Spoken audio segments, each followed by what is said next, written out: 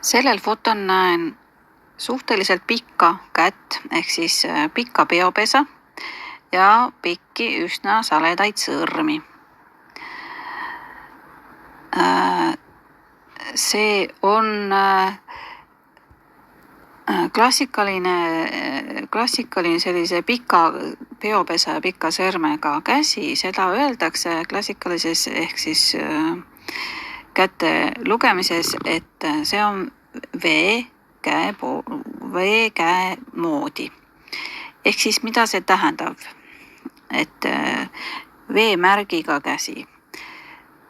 Seda seostatakse sümboolselt tundlikkuse, intuitsiooni, kujutlusvõime, loovuse ja ümbruse peente nüansside märkamisega. Selline inimene võib väga tugevalt tajuda ruumi enda ümber, inimeste meeleolu, kes tema ümber on ja seda, kuidas temaga suheldakse. Et ta nagu skaneerib inimesi enda ümber või oma lähedasi.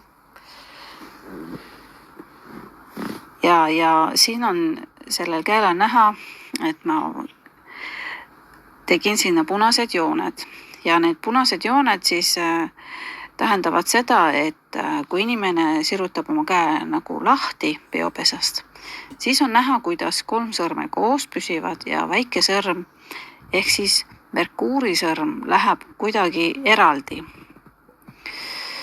Ja see, et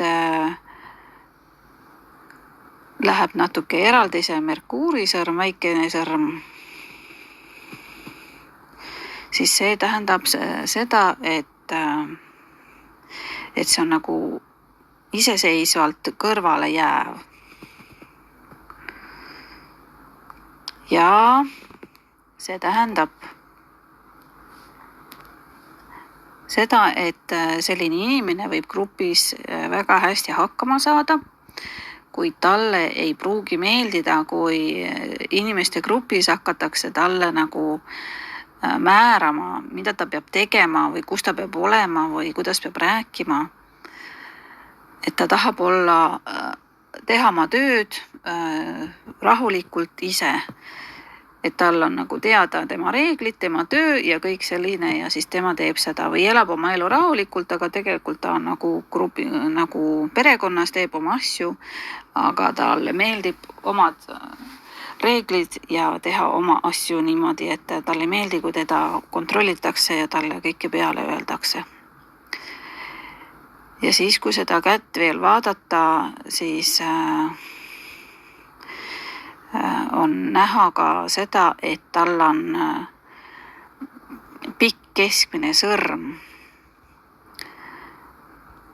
Ja sõrmed ise on nagu üsna sirged ning keskmine sõrm on ehk Saturni sõrm domineerib ja selgelt käe keskosas nagu pikk, nagu tuleb kohe teistest välja. Seda seostatakse tõsiduse, sisemise mõtlemise ja vajadusega asjadest ise aru saada. Et see inimene siis on nagu iseseisev, tundlik, tähelepanelik ja oma ruumi vajav inimene. Ta võib olla teistega suhelda ja täiesti hästi olla kõik, kuid tal võib olla oluline võimalus ise otsustada, millal ta osaleb, kuidas ta töötab ja millal ta eemaldub omaette. Et ta tahab küllaltki oma asju teha omaette. Selline lugu täna.